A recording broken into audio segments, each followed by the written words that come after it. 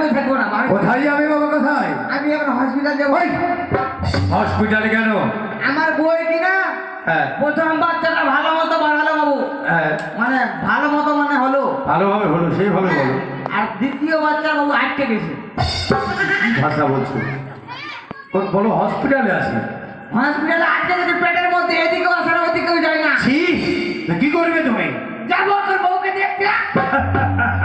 তার মানে তুমি হ্যাঁ বউয়ের কাছে যাবে? যাবো। এমনি তো 2.5 জন, তার মধ্যে তুমি চলে গেলে বিয়েটা কেমন যাবে ছেলে? এরা দুজন দেখে নেবে, আপনার বিয়ে পরের দিনে খাইতে পাবে। আমার বউ মরে গেলে পাবো আমি? কি হ্যাঁ তুমিও চলে যাবে? আমি গেলাম। দাঁড়া দাঁড়া দাঁড়াও, এই শোনো বাবা। বাবু দেরি হয়ে গেল। আরে আরে ভাই, যেও না বাবা, যেও না। তুমি যদি চলে যাও, ছেলের বিয়েটা তো দুইজনে বাজানো যায় না। আর শোনো, উজ্জ্বলে নগরে গেলে তোমার কিছু লাভ আছে। লাভ? হ্যাঁ। বইয়ের থেকে বেশি লাভ নাই। কেন? না বাবা না, আমার বই ভাই মশাই তোমাদের জন্য খাবার কিছু ভালো ভালো ব্যবস্থা করেছি। খাসির মাংস, মাকে আর ওই লাল মাল, লাল মাল কি বলে এটা? মগা লেলমাল লেলমাল। হ্যাঁ যাও যাও যাও। হ্যাঁ দাঁড়া একটু থাম, দাঁড়া হ্যাঁ হ্যাঁ দাঁড়া। মগে বউ মরে যাবে, মরে যা, মরে যা বউ। আচ্ছা আজকে বউ মরে গেলে কালকে একটা বিয়া করে আসবো, কিন্তু লাল মাল আর খাসের মাংস ছুটে গেলে কোনটা পাবো? যাবো বাবু। তাই? হ্যাঁ তার মানে আর তুমি হসপিটালে যাবে না? মরে যাক বউ। কি? বউ মরে যাক। ও মরে যা। বউ মরে গেলে বউ পাবো, হ্যাঁ লাল মাল আর খাসের মাংস কোনটা পাবো? ও সেই কারণে। হ্যাঁ তবে বাজাও বাবা, এই চলো চাটু বাদ্য বাজাও। চল।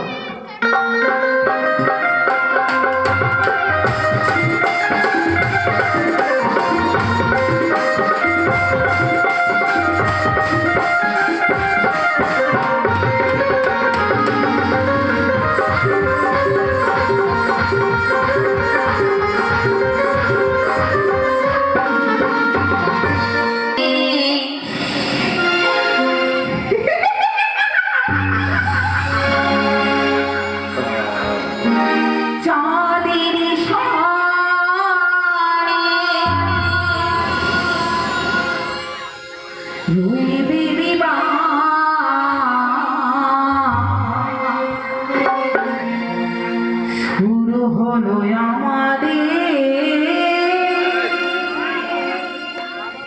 বিবাদ কাহিনী।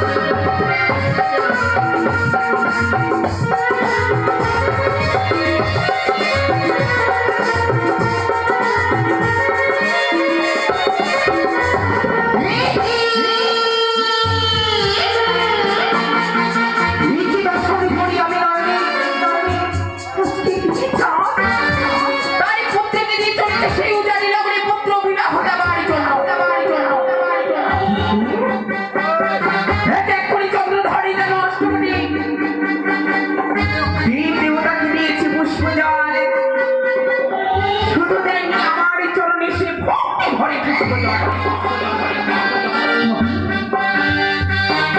আনন্দে বিরোধী ছাড় আমার সঙ্গে করে বিবাদ আমি না বাবা চরণে মামা বলে কাপড় বিভিন্ন চরণে পুষ্প জলে না শ্রী হরি